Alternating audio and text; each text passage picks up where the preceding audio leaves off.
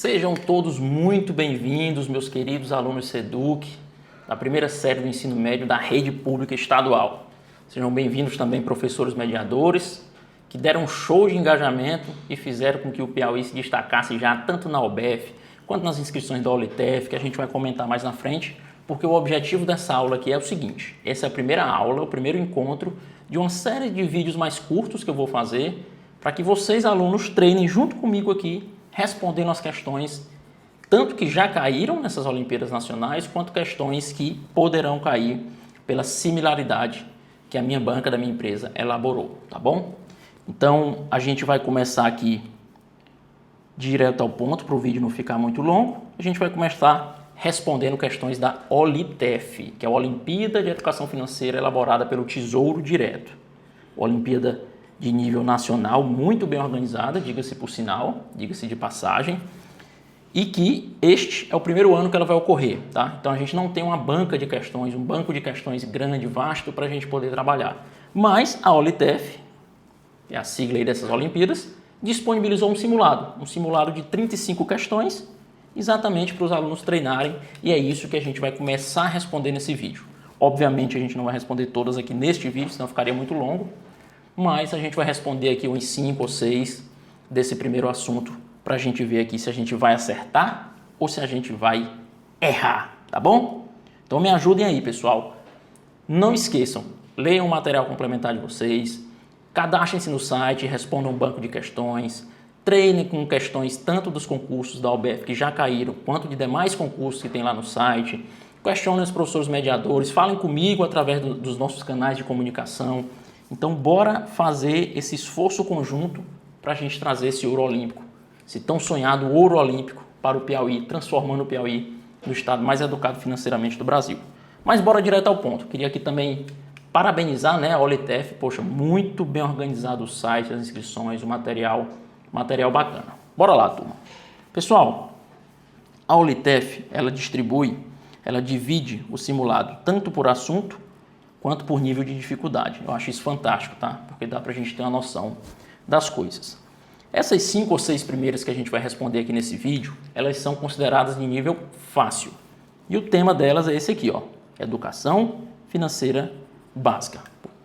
E esse tema a gente já viu tanto nas nossas aulas, quanto nas aulas de revisão, quanto nas aulas do componente curricular que a gente tem. Então bora lá, bora direto ao ponto, porque o que interessa aqui são nossos comentários e nossas análises de cada alternativa. Beleza?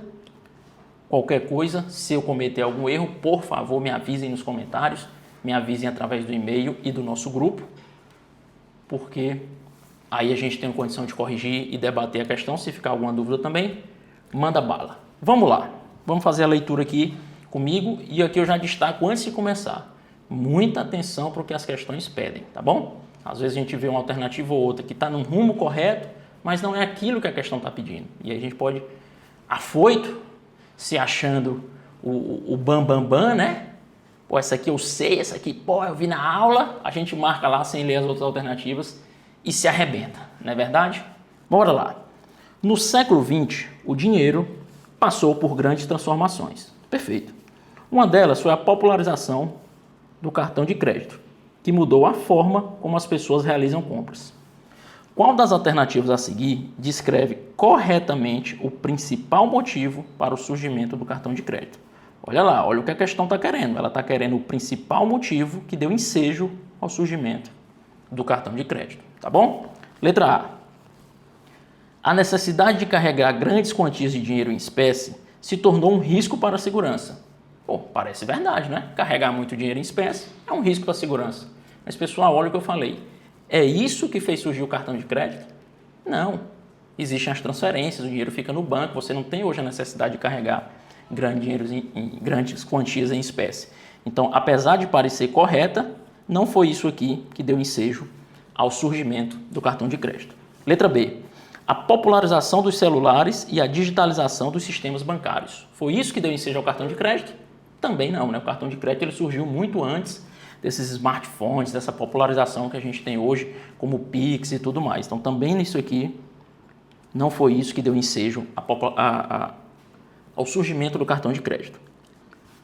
O cartão de crédito ele surgiu com a intenção de aumentar controle do governo sobre as transações financeiras dos cidadãos. De fato, com o cartão de crédito, o governo consegue rastrear tudo. Mas, pessoal, não é só com cartão. Qualquer coisa que você faz, o governo consegue rastrear. Então, o cartão também não surgiu com esse objetivo aqui específico. O desejo de oferecer um método que permite aos consumidores pagarem depois da data da compra. Olha aqui, vou até botar aqui a cor verdinha do Palmeiras. Quem não for palmeirense aí já vai perder 2 questões nas Olimpíadas, né? Não vai passar, né? Praga do professor. Brincadeiras à parte, turma. Olha aqui, o cartão de crédito ele surgiu do desejo de oferecer um método de pagamento que permite aos consumidores pagarem depois da data da compra. Esse é o famoso crédito, não é isso? Pagamento na versão de crédito do cartão de crédito. Isso aqui parece verdade, mas não vamos ser afoitos, como eu citei. Vamos ler a última alternativa. O cartão de crédito surgiu da necessidade de substituir o escambo, que se mostrava ineficiente para transações de grande valor. De fato, o escambo, turma, que é aquela troca direta, né, de bens. Se você produz laranja, você vai trocar, e você quer comprar maçã, você vai trocar laranja por maçã, né? Então a gente viu que o escambo, o dinheiro, né, as transações comerciais surgiram com o escambo, mas antes do cartão de crédito teve muita coisa para chegar, muita coisa que evoluiu, né? O escambo surgiu para as primeiras moedas de metal, depois o papel moeda, depois os bancos e por aí vai até chegar no cartão de crédito. Então aqui também a letra E é falsa. A alternativa correta aqui no caso, sem sombra de dúvidas, letra D de Danilo, este nobre professor que vos fala. Tá certo? Bora para a questão 2, uma questão menorzinha, bora ver aqui. Às vezes a gente pensa que é mais fácil, mas é mais difícil. Bora lá. Miguel é um menino que adora fazer trabalho voluntário. Maravilha, parabéns. Ele vive em um país com uma taxa de inflação, olha aí, tem uma inflação, a gente já viu isso, de 10% ao mês. No início do mês, os pais de Miguel compraram uma cesta básica para doação, custando R$40 no mercado. Aqui a cesta básica. Ó. No mês seguinte, Miguel descobre que a inflação mensal em seu país caiu pela metade. Olha aí. Quanto a família de Miguel pagará pela cesta básica no próximo mês, considerando a nova taxa de inflação? Pessoal, aqui um assunto que envolve inflação, que é aquele imposto, entre aspas, né, que é aquele indicador que corrói o poder de compra do dinheiro no tempo, tá bom? Então, a inflação no mês, nesse lugar aqui, era 10%, e aqui, logo mais no final da questão, diz que a inflação caiu pela metade. Então, a inflação, que era 10%, turma, se caiu pela metade, foi para 5%. Né? Obviamente, a inflação ficou 5%. Quanto a família de Miguel pagará pela cesta básica no próximo mês, considerando a nova taxa de inflação? Aqui, vocês têm que saber também que a inflação ele é um aumento do preço. Ele corrói o poder de compra do dinheiro porque ela aumenta os preços dos bens e dos serviços. Então, se a cesta básica custava R$40 e a gente viu que teve uma inflação de 5%, a resposta é igual a 40 mais 5%, que aqui eu não tenho dúvida, que é R$42, letra D de dado, tá bom? Também questão muito simples, cuidado só com os números, com o tema, você tem que saber que inflação é um aumento do preço, mas uma questão aí que vocês matariam tranquilamente, realmente, de nível fácil, tá certo? Vamos lá. Questão 3, pessoal. Gustavo estava assistindo um noticiário na TV quando ouviu que o Banco Central, olha aí, uma instituição do Sistema Financeiro Nacional, aumentou a nossa famosa taxa Selic naquele dia. Taxa Selic, taxa básica de juros, nossa taxa mãe da economia brasileira. Qual das alternativas abaixo não está correta sobre a taxa Selic? Muito cuidado, muita gente perde a questão por causa disso aqui, ó, que não lê isso aqui. Aí lê a letra A, está correta e diz, opa, essa aqui está perfeita, aí já marca. Só que a questão está querendo, aqui não está correta. Tá bom? Bora lá. Letra A. A taxa Selic é a taxa básica de juros da economia. Maravilha. Taxa Selic, taxa básica de juros da economia. Essa aqui está correta. B. Mudanças na taxa Selic impactam o CDI, Certificado de Depósito Interbancário, que é a taxa referência em empréstimo entre bancos. Verdade. Mais uma alternativa que está verdade. O CDI, turma, é o Certificado de Depósito Interbancário. Os bancos, quando terminam o dia, eles trocam dinheiro entre si para que seus saldos fiquem zerados. E essa troca de empréstimo de dinheiro, ela é remunerada através do CDI, tá? Através do CDI. Por isso que a gente usa o CDI como referência também. Ele anda bem pertinho da taxa Selic, tá? Para fins de cálculo, pode se considerar até quase a mesma coisa. Então, o CDI está correto, letra B também está correta. Independente do patamar da Selic, a poupança sempre tem o mesmo rendimento. Essa aqui é falsa, tá, turma? E como ele está pedindo a falsa, já vou marcar aqui a letra C, mas vamos ler o restante, tá bom? Por quê, pessoal? A Selic, a gente viu que o Copom se reúne a cada 45 dias, né, o Comitê de Política Monetária Nacional, pertencente ao Banco Central, e aí ele tem 3 opções. Ou ele mantém a Selic, ou ele sobe a Selic, ou ele desce a Selic. Beleza. Quando a Selic vai se alterando, o rendimento da poupança também vai se alterando. Quando a Selic está abaixo de 8,5% no ano, a poupança sempre vai render 70% do CDI, 70% da Selic. Quando a Selic está acima de 8,5% no ano, a poupança rende em torno de 6% ao ano. Então, isso é legislação. A depender do nível da Selic, a poupança tem uma remuneração diferente. E é por isso que a gente diz que a poupança é um péssimo investimento, porque ela sempre vai estar abaixo da Selic, sempre vai estar abaixo do CDI. Tudo bem que é isenta de imposto de renda, mas ainda assim existem investimentos que não são isentos, que são muito melhores do que a poupança, tá bom? Então, letra B aqui, a letra C tá falsa. Vamos ler o restante. O Comitê de Política Monetária, o Copom, que eu acabei de falar que pertence ao Banco Central, se reúne, olha aí, a cada 45 dias para decidir sobre a taxa de juros. Verdade, perfeito.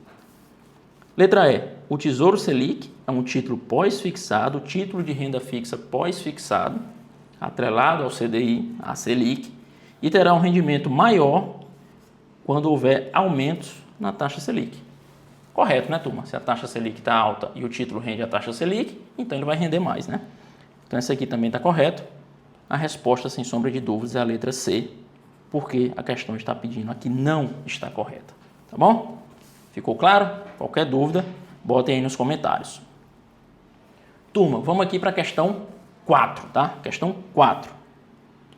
Bora ver se a gente consegue também, ó, nível fácil. Bora ver se a gente acerta essa ou se essa aqui vai nos macetar e nos arrebentar e nós vamos perder essa questão aqui nas Olimpíadas, tá bom?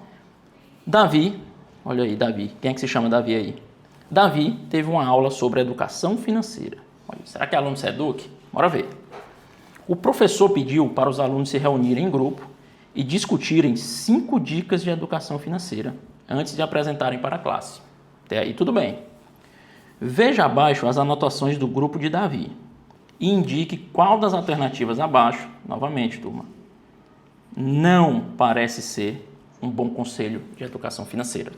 Ele quer que a gente assinale a alternativa que não parece ser um bom conselho de educação financeira. Bora ver. Letra A. Educação financeira é um investimento para o futuro. Aqui, vou botar até de verdinho. Ó. Aqui está.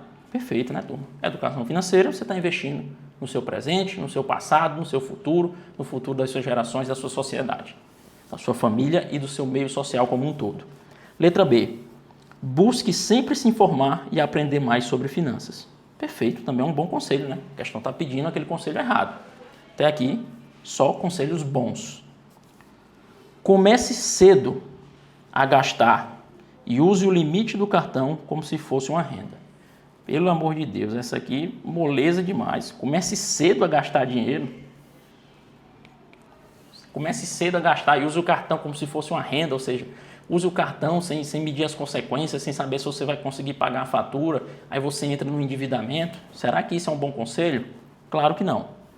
Mas sempre, sempre, sempre leiam as demais alternativas, porque às vezes tem uma mais certa do que a gente marcou. Letra D. Tão importante quanto ganhar dinheiro é saber controlar os gastos. Perfeito, perfeito. Letra E. Os juros compostos, crescimento exponencial, irão potencializar o resultado dos seus investimentos ao longo dos anos. Verdade. Quarta questão, letra C. Então, vocês estão vendo, turma, que não tem muita dificuldade. Como eu digo e repito várias vezes, a maior dificuldade de uma questão de matemática é o português. a maior dificuldade de uma questão de educação financeira é o português. Porque você lê afoito, apressado, com fome, com sono, olha para o coleguinha está marcando tudo, você pensa logo que não está sabendo de nada, já fica nervoso, erra a questão, não lê direito, aí erra a questão por besteira. Assuntos que vocês sabem. Então, bora aqui para a quinta questão. Quinta questão, até agora vocês estão acertando todas, eu tenho certeza. Ao longo da história, evoluímos de formas primitivas, como o escambo, perfeito, para sistemas complexos, como o Pix. Maravilha. Escambo, aquela troca direta, o Pix, hoje em segundos, a qualquer momento, você transfere recursos de uma pessoa para outra. Quais das vantagens abaixo? Novamente, pessoal, não. Quais das vantagens abaixo não são oferecidas pelo dinheiro em relação ao escambo? Não são oferecidas pelo dinheiro. Aqui ele está comparando dinheiro e escambo. Quais das vantagens abaixo? Letra A, facilidade de transporte e armazenamento. Verdade, o dinheiro você consegue transportar e armazenar de forma correta. Imagine se você fosse um produtor de gado e você quisesse comprar laranjas. Você teria que ir em outro estado, você teria que levar o seu gado até lá para trocar pelas laranjas, aí o gado morre, para armazenar é difícil, é caro, então o dinheiro é uma grande vantagem como moeda, como padrão monetário para fazer essa circulação de riqueza, tá bom? Padronização de valores, também é uma vantagem do dinheiro, padrão. No escambo não, você era um ferreiro, você produzia ferro. O seu ferro ia valer mais ou menos a depender do local que você fosse trocar, a depender do seu desespero e do seu interesse com o outro bem ou outro serviço que você quisesse trocar, né? Então, não tinha padronização, o dinheiro veio para padronizar o valor. Letra C, divisibilidade em unidades menores. Também verdade, o dinheiro facilita essa divisão em unidades menores. O exemplo que eu citei, se você tinha gado para trocar, aí você ia trocar por maçã. Aí aquela quantidade de maçã que você tinha custava meio gado. E aí, como é que você ia fazer?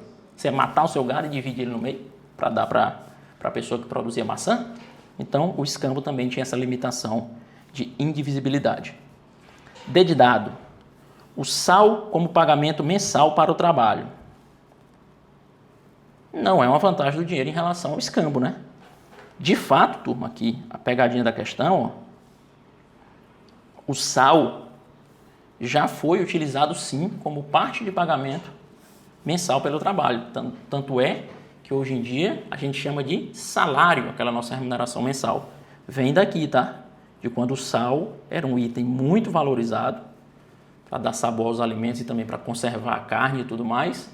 E ele era dado como parte de pagamento mensal. Então a palavra salário, inclusive, deriva disso aqui. Só que isso não é uma vantagem do dinheiro em relação ao escambo. Não tem nada a ver uma coisa com a outra. Então, letra D. Mas vamos ver a última alternativa. Maior segurança contra roubos e fraudes. Também verdade, né, turma? O dinheiro tem essa vantagem em relação ao escambo de uma maior segurança. Então, quinta questão, letra D de dado, D de professor Danilo Lira, este nobre professor que vos fala, que vocês tanto amam, eu tenho certeza que estou aí nas orações de todos vocês. Bora lá para mais uma. Questão 6 e a última aqui desse vídeo, para a gente gravar um outro vídeo respondendo outras questões. Jairo estava cozinhando um delicioso ensopado na panela de pressão. Ensopadozinho eu gosto.